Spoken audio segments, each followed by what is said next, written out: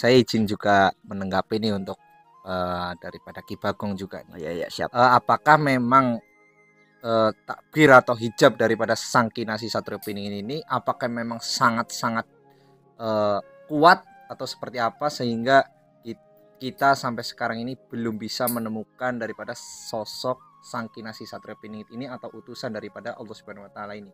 Monggo. Kalau kuat enggaknya itu boleh dikatakan Allah yang mengaturnya. Itu pun orang yang dijadikan Satrio Piningit itu orang biasa. Cuman keistimewaannya luar biasa daripada kita gitu loh. Itu kan? Nah, itu pun saya boleh mengatakan kuat ya, beliau kuat. Berbijak pria berbijak gitu. Soalnya dia nantinya yang bisa mereda bikin makmur negara kita senusantara gitu loh. Amin. Insyaallah ya. Itu ya. Luar biasa nih. Sekali. Ya mungkin saya juga ingin bertanya-tanya sama Kang Surya sendiri nih ya. Selaku owner ya mungkin ya. Selaku ownernya Padepokan Lokajaya lah ya. Pemimpinnya. Mungkin bisa dikatakan seperti itu. Nah, untuk Kang Surya ini udah sampai mana nih perjalanan untuk mencari sosok Sang Kinasih Satrio Piningit? Monggo. Ya, untuk perjalanan kami itu sudah tidak dihitung lagi ya. Pernah saya ke Mbah Fanani, pernah saya ke Cirebon, pernah saya ke Bekasi, ke Jember. Kalau di Kebumen ini hampir seluruh sesepuh ya udah saya sowani. Dan perjalanan juga banyak yang datang juga ke rumah saya. Ya, pada intinya banyak orang diperjalankan. Kalau untuk orang mengaku terus saya tolak itu saya nggak berani, juga nggak berani untuk mengatakan kamu adalah Satrio Piningit tapi di dalam publik, karena nanti saya bisa adu wirang ini ya. Memang harus adu wirang ini ya. Iya nggak? Adu wirang. Ya, iya kalau benar saya mengatakan ini adalah Satrio Piningitnya, itu berarti jos dong saya. Tapi ketika saya mengatakan ini adalah Satrio Piningitnya, terus saya publikasikan, terus saya informasikan kepada seluruh masyarakat dan banyak pengikutnya, ternyata bukan. Nah, wirang ini saya. Nah itu, jadi untuk perjalanan baik melalui kita meditasi mencari Satrio Piningit ini ya, melalui meditasi, melalui dari goib, tirakat, dari nalar ya, dari literasi entah itu ramalan Prabu Joyoboyo, Siliwangi, hadis ya, kita telusuri lah dari sowan ke sesepuh satu ke sesepuh yang lain.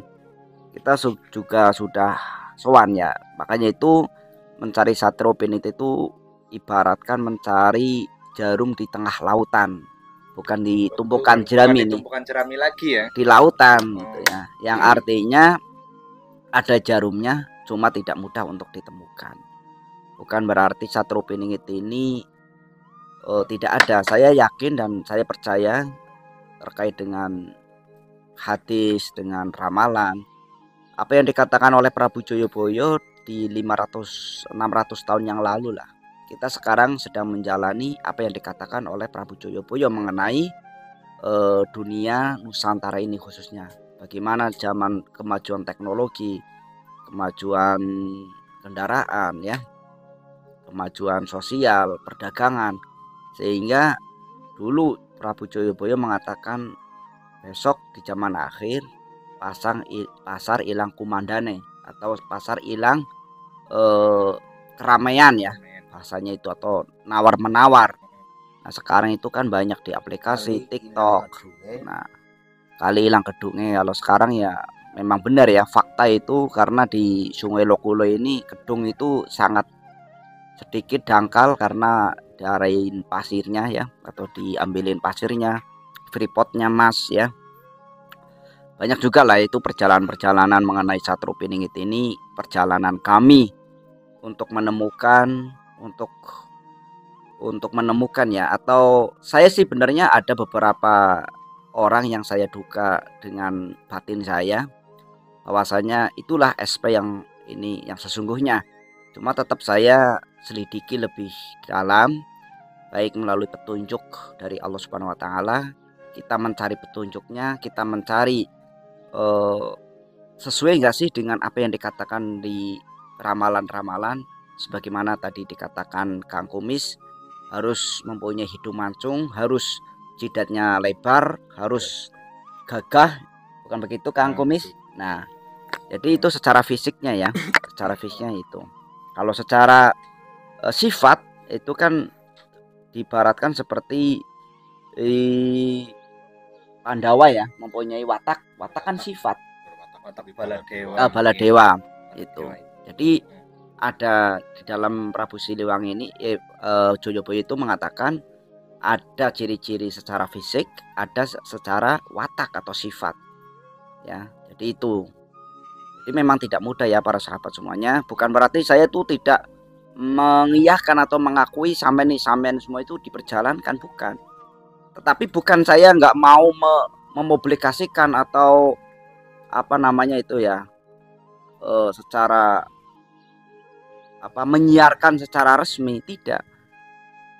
Bukan saya tidak mau, bukan saya menolak, yang artinya ini adalah mengenai Satrio Piningit ini sangat sensitif karena banyak juga ketika saya publikasikan sumamanya ini orangnya, belum tentu kalian ini percaya, apalagi dengan orang yang diperjalankan. Itu sangat rumit lah. Tapi bukan berarti Satrio Piningit itu tidak ada. Saya yakin pasti ada karena dengan kondisi zaman seperti ini kita adalah memang sudah mulai membutuhkan ya, sudah banyak yang tersadarkan bahwasannya kita membutuhkan pemimpin di akhir zaman seperti ini yang mempunyai sifat sebagaimana yang disebutkan oleh Prabu Joyoboyo, mempunyai sifat di dalam hukum ya harus hutang nyawa dibayar nyawa, hutang malu dibayar malu. Itu artinya adalah suatu ketegasan, tidak dengan hukum yang sekarang ini tumpul ke bawah, tumpul ke atas, tumpul ke atas. Nah itu jadi ya, artinya orang cilik kalau kena hukum langsung kayak dipetos, kayak di ya, ini ya. Apalagi sistem hukum, apalagi dalam kan penegakan di dalam koruptor ini kan nggak jelas jeluntrungnya ya. Katanya mau dimiskinkan, mau disita, tapi bukti nyatanya masih makan di restoran, masih jalan-jalan di luar negeri. Ini kan zaman apa yang dikatakan oleh Prabu Joyoboyo, kita adalah pelaku di zaman itu. Nah, jadi seperti itu ya para sahabat semuanya terkait dengan perjalanan Kang Surya sendiri untuk mencari sosok daripada Sang Kinasih Satrio Piningit. Ini sudah sangat jauh sebenarnya ya. Nah, saya juga ingin bertanya kepada Pak Kumis. Ya mungkin Pak Kumis ini kan juga salah satu abdi negara juga ya. Jadi pertanyaan saya, mengapa Nusantara ini atau Indonesia ini kelak itu akan digantikan sistemnya, yang tadinya sistem demokrasi menjadi sistem kekerajaan lagi? Ini bagaimana nih menurut Pak Kumis nih? Monggo. Jadi gini Mas Galang, jadi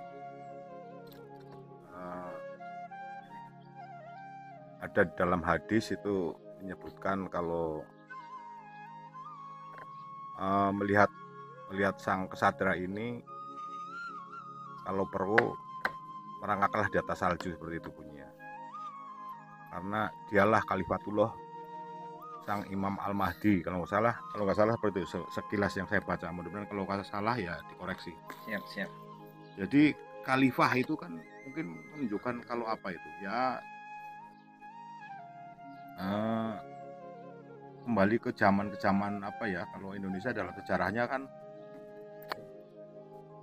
mulai dari zaman Mataram Islam, Panembahan Senopati dipimpin oleh Sultan, kerajaan lagi. Sebelumnya dipimpin oleh Sultan Hadiwijaya, kerajaan Pajang. Sebelum Sultan Hadiwijaya dipimpin oleh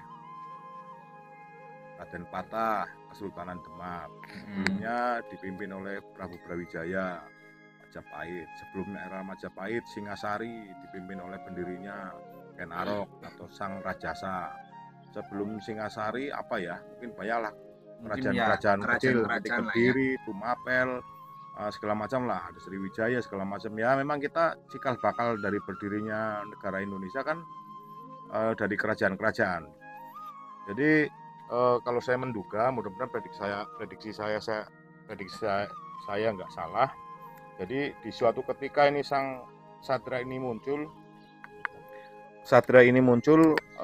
saya rasa dia akan merubah segalanya. Dia akan rubah, dia bikin terobosan. Dia akan lihat negara lain yang pakai sistem kerajaan, dan ternyata yang dipakai sistem kerajaan kayak Inggrisnya maju. Malaysia, lihat negara tetangga kita, sistemnya kerajaan, negaranya maju. Kemudian mana lagi ya, Spanyol kalau nggak salah, sistemnya kerajaannya maju. Arab Saudi juga sistem kerajaan ya, alhamdulillah kalau saya lihat dari ini, mudah-mudahan nggak salah lihat saya, juga kerajaannya, negaranya juga